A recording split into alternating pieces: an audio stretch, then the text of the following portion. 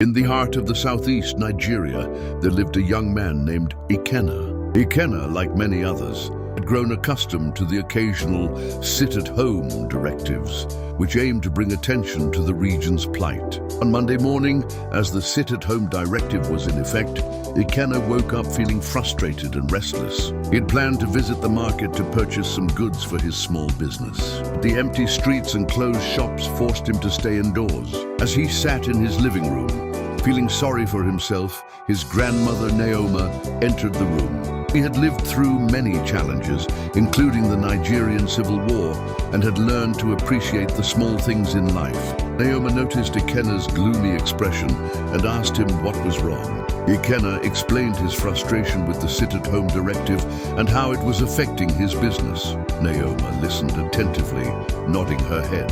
Then she began to tell Ikenna a story. When I was a young girl during the war, we had to flee our village and live in a refugee camp. We had very little food and often went hungry, but my mother would always remind us to be grateful for what we had. She'd say, even in the midst of hardship, we have each other and we have life.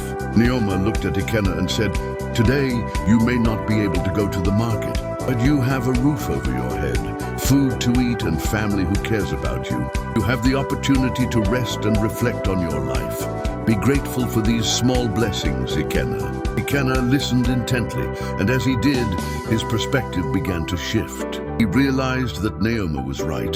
He did have much to be grateful for. He began to appreciate the simple things in life, like the comfort of his home, the love of his family, and the gift of life itself. From that day on, whenever the sit-at-home directive was in effect, Ikenna would use the time to reflect on his life, practice gratitude, and find ways to make the most of the situation.